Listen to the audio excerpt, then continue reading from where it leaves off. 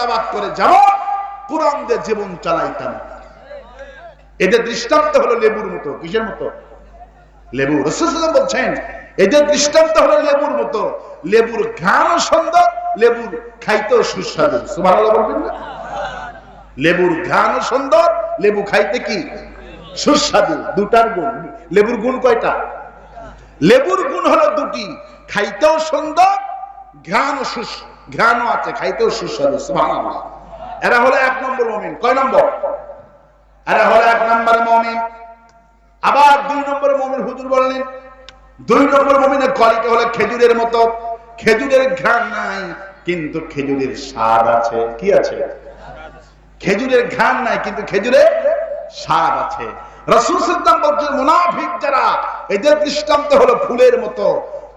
ফুল যেমন দেখতে সুন্দর কিন্তু ফুলের রসগুলি খুবই তিতো। রস কি? ফুলের রস তিতো। খেতে পারবেন? সুন্দরী যা দেখতে, খেতে পারবেন না। মুনাফিকরা শুধু কোরআন তেলাওয়াত করে চাকচিক্য হয়, কিন্তু এই কোরআন সংবিধান হোক, দেশ সমাজ চলুক, দেখতেই ফুলের মতো কিন্তু রস হলো তিতো।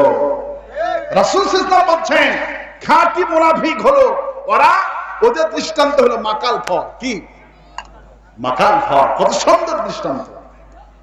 মুনাফিক যারা খাঁটি মুনাফিক, এরা টুপি মাথায় দেয়। কি মাথায় দেয়? এদিকে লাগায়। যারা খাঁটি মুনাফিক মাথায় টুপি লাগায়, পাঞ্জাবি লাগায়, হজ করে, যাকাত দেয়, এরা সব করে, কোরআন তেলাওয়াত করে, কিন্তু কোরআন দিয়া সমাজ চলুক এরা একেবারেই চায় না। রাসূল বলছেন এরা হলো মাকাল ফল। মাকাল ফলের ভেতরটা দুর্গন্ধ, এর স্বাদও নাই, দুর্গন্ধ। ঠিক কিনা বলে? দেখতে খুবই সুন্দর কিন্তু এদের দৃষ্টান্ত হলো মাকাল ফল। কি ফল? মাকাল ফল। কোরআন তেলাওয়াত করে কিন্তু কোরআনের শাসন চায় না। নেতাজি শুনছে রাতের বেলায় যদি কোনো মানুষ 3 বার সূরা ইখলাস পড়ে, কয়বার? 3 বার যদি সূরাতুল ইখলাস তো পড়ে, আল্লাহ পাক পুরা কোরআন শরীফের খতমের সওয়াব আমলনামায় দিয়ে দিবে। নেতাজি এই কথা মাহফিলে শুনছে, এখন রাতের বেলায় বিছনায় শুয়ে শুয়ে উনি সূরা ইখলাসের আমল করে। কি করে? কুল হুয়াল্লাহু। আল্লাহ তুমি একজন। তুমি কয়জন? আল্লাহ তুমি একজন। আল্লাহুস সামাদ, তুমি মুখবিক্ষহীন, লাম ইয়ালিদ ওয়া লাম, তুমি কাউকে জন্ম দেওনি, তাকেও কেউ জন্ম দেয়নি। ওয়া লাম ইয়াকুল লাহু কুফুয়ান, আকাশ আর জমিনে আল্লাহর সমকক্ষ কেউ নাই।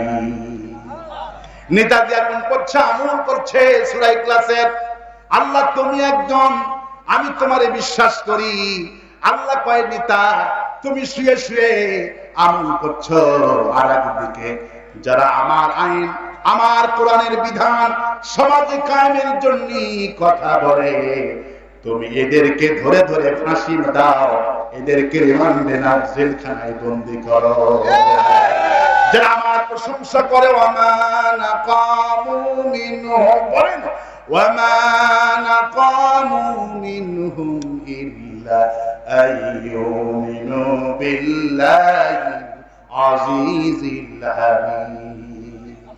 এই মুসলমানদের কেন ফাঁসি দেয়, কেন জেলখানা ভরায়? এদের একটা অপরাধ, তারা আমারে ডাকে, আমার প্রশংসা করে। আল্লাহ পাক বলে নেতাজি তুমি বলছো কুল হুয়াল্লাহু আহাদ, আল্লাহ তুমি একজন, আর যারা আমার আইন সমাজে প্রতিষ্ঠা করার জন্য আন্দোলন সংগ্রাম করে তাদেরকে ধরে জেলখানায় বন্দী করো, আর ভণ্ডামি তো আর জায়গা পাও না, শুয়ে শুয়ে বলো আল্লাহ কুল হুয়াল্লাহু। আল্লাহ কয় এই ডাক আমি নিব না। ومن الناس ومن الناس من يقول آمنا بالله وباليوم الآخر وما هم بمؤمنين। রাসূলের কাছে এসে নামাজিরা ফজর নামাজ পড়ে এসেছে, নামাজিরা নামাজ পড়ে এসে রাসূলের সাল্লাল্লাহু আলাইহি ওয়াসাল্লামের সামনে এসে বুকে থাবা মারে, ইয়া রাসূলুল্লাহ আমরা আপনাকে আই লাভ ইউ মুহাম্মদ, আনা উহিব্বুকা মুহাম্মদ সাল্লাল্লাহু আলাইহি ওয়াসাল্লাম, হুজুর আমরা আপনাকে ভালোবাসি। রাসূলের কাছে এসে রাসূলকে ধোঁকা দিচ্ছেন। আল্লাহ পাক বলেন মিনান নাসি মান ইয়াকুলু আমান্না বিল্লাহ, হে রাসূল যেই সমস্ত নেতারা টুপিয়ালা নামাজিরা এসে আপনাকে ধোঁকা দেয়, ওমা হুম বিমুমিনিন, এরা একজনও মুমিন না, সবগুলি মুনাফিক। এরা নামাজ পড়বে ঠিকই, এরা রোজা করবে ঠিকই, আপনার নেতা মানবে না। কি মানবে না? আপনার নেতা। মুনাফিকের সবচেয়ে বড় সমস্যা হলো এটা, কোরআন দেশ চলুক যাবে না, আর রাসূলকে নেতা মানবে না। সেই যুগের মুনাফিক, সেই যুগের কাফেররা, আবু জেহেল খানায় কাবার দরজা ধরে, সেই যুগের আবু জেহেল আর এই যুগের আবু জেহেলের চরিত্র এক, কোনো দুই নাই। আবু জেহেল ফজরের নামাজ পর খানায় কাবার দরজা ধরে বলে, আল্লাহ বদরে যেতেছি, আমার দুশমন মুহাম্মদ সাল্লাল্লাহু আলাইহি ওয়াসাল্লামের বিরুদ্ধে বদরে যাচ্ছি, আল্লাহ আমারে তুমি বিজয় করে দিও। আল্লাহ কয় কবুল যা। কার বিরুদ্ধে দোয়া করছে? রাসূলের বিরুদ্ধে দোয়া করছে, আল্লাহ তোমার খানায় কাবা ধরে বলছি মুহাম্মদকে তুমি শায়েস্তা করো, আমাকে বিজয় করো। আল্লাহ কয় কবুল। সেই যুগের আবু জেহেল দোয়া করছে, আল্লাহ মুহাম্মাদের বিরুদ্ধে যাচ্ছি খানায় কাবাতে, আর এই যুগের আবু জেহেল বলে আগামীতে যদি ক্ষমতায় যেতে পারি সংবিধান থেকে আল্লাহর নাম তুলে দেব ইনশাআল্লাহ। সংবিধান থেকে বিসমিল্লাহ তুলে দেব ইনশা। কি ধোঁকাবাজ, কি ধোঁকাবাজ! সেই যুগের আবু জেহেল বলছিল, আল্লাহ বদরে যাচ্ছি মুহাম্মাদের বিরুদ্ধে, আর এই যুগের আবু জেহেল বলে ক্ষমতায় যেতে পারলে বিসমিল্লাহ তুলে দেব ইনশা। এগুলি ধোঁকাবাজ। আল্লাহর নাম ব্যবহার করে, কার নাম? আল্লাহর নাম ব্যবহার না করে তো ভোট দেবে না। এই জন্য নির্বাচনের সময় জিকির করে, লা ইলাহা ইল্লাল্লাহ, বেলুনের মালিক তুমি আল্লাহ, লা ইলাহা ইল্লাল্লাহ, তালার মার্কা তুমি আল্লাহ। ঠিক কিনা বলেন? লা ইলাহা ইল্লাল্লাহ, ধানের শীষে বিসমিল্লাহ, লা ইলাহা ইল্লাল্লাহ, জামাত ইসলামীর মার্কা দাঁড়িপাল্লা। লা ইলাহা। এরা কালেমার জিকির করে, এরা কোরআন শরীফ তেলাওয়াত করে, কিন্তু রাসূলের নেতা মানতে চায় না। এগুলি হলো মুনাফিক। পার্লামেন্টে বলে বুখারী মুসলিম সিয়াসিত্তা সব জানি, মুফতি মুমতাজ। ঠিক কিনা বলেন? পার্লামেন্টে কি বলছিল? আমি বুখারী মুসলিম সব জানি। আবার রাসূল রওজা জিয়ারত করে, খানায় কাবা তওয়াফ করে, কাবা ঘর পবিত্র ডান্স মেরে আসছে মুনাফিকের গোষ্ঠী। ঠিক কিনা বলেন? তুমি এত বড় মুফতি, বুখারী মুসলিম সব জানো, আবার রাসূলকে সালাম দিয়েছে, ডান্স দিয়েছে কোথায়? কোন বুখারী শরীফে পড়ছো তুমি? জাহেল কোথাকার। ঠিক কিনা বলেন? এরা হলো মুনাফিক। সেই যুগের মুনাফিকদের নামে যেইভাবে আল্লাহ সূরা মুনাফিকুন নাজিল করছে, কি নাজিল করছে?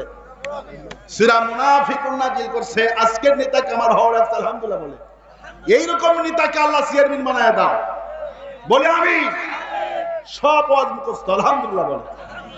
মনটা ভরে যায় যখন নেতারা আল্লাহর পক্ষে কথা বলে।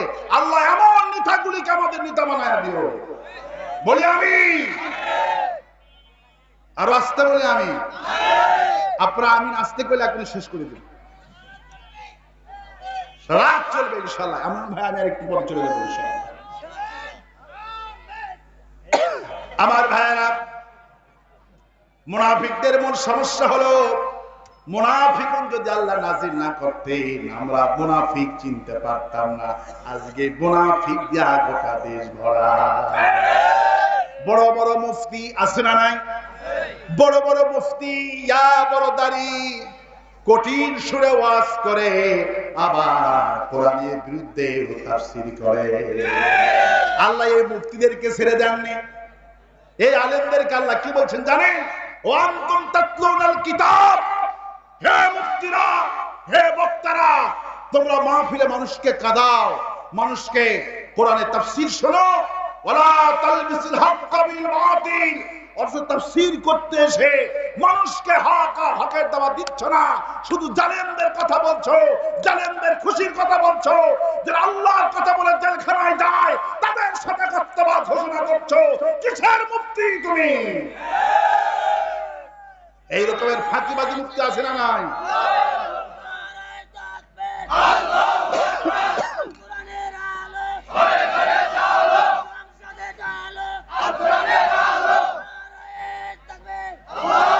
এমন ধোঁকাবাজ মুফতি আমার দেশে আছে না নাই?